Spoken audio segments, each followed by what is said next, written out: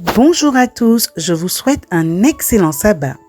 Aujourd'hui, notre méditation a pour titre La mort de Jésus. Magali se rend dans le jardin et constate les dégâts causés par des parasites sur différentes plantes. Elle demande à son père.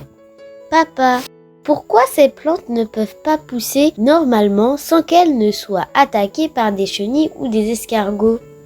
Eh bien, ma chérie, cela fait malheureusement partie de la vie, depuis que nos premiers parents ont fait le mauvais choix.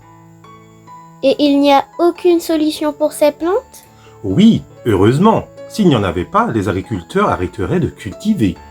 On peut utiliser des traitements naturels, comme des huiles essentielles, du savon de Marseille, du savon noir, du bicarbonate, du vinaigre, et même certaines plantes, comme la menthe, le basilic, les coups de girofle qui peuvent repousser les parasites. Ah, heureusement que nous pouvons compter sur ces traitements naturels pour donner une seconde chance à nos plantes. Et oui, cela me fait penser à la manière dont Dieu a agi envers nos premiers parents. Tu connais bien Jean 3, verset 16. Bien sûr, je le connais par cœur, car Dieu a tant aimé le monde qu'il a donné son Fils unique, afin que quiconque croit en lui ne périsse point, mais qu'il ait la vie éternelle. Mais où veux-tu en venir?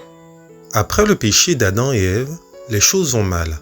Pour la première fois, ils ont peur en entendant la voix de Dieu, leur Créateur et leur meilleur ami.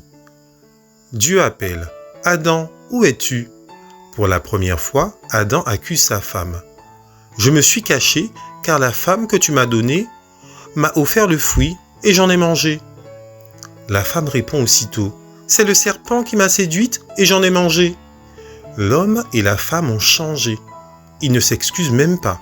Malheureusement, ils ne peuvent plus vivre dans ce merveilleux paradis.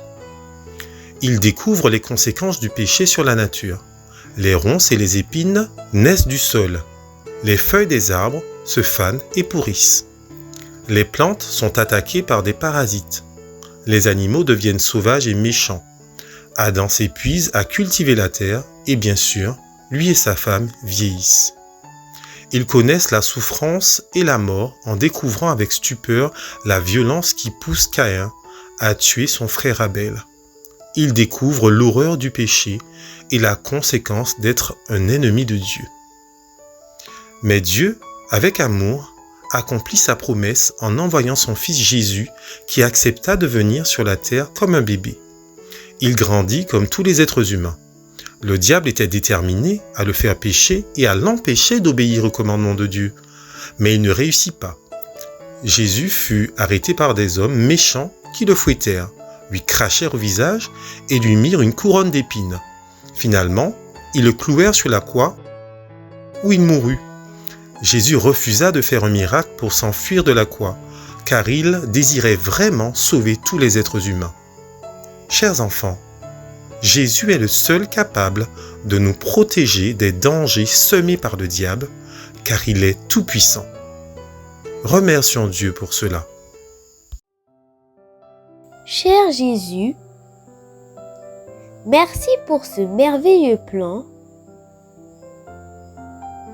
que tu as prévu avant la création du monde. Merci pour ta force et ta puissance qui nous mettent à l'abri du mal. Aide-nous à te prier chaque jour, car tu es notre seul sauveur. Amen.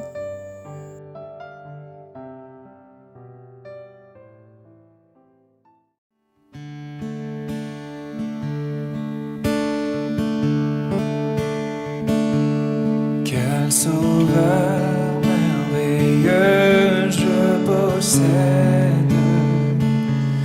Il s'est sacrifié pour moi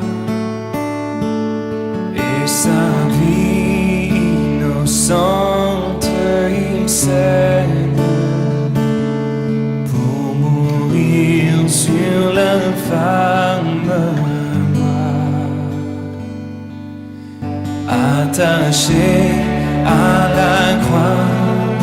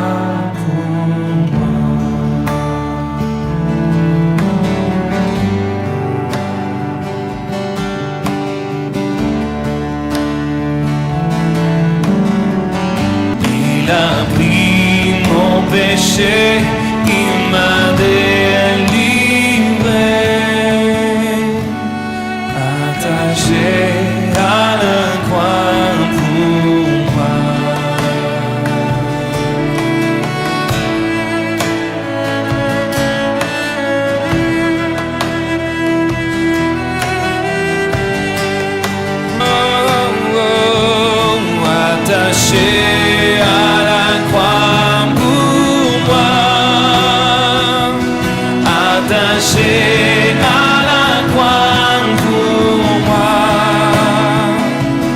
Il a pris mon péché, il m'a délivré, attaché à la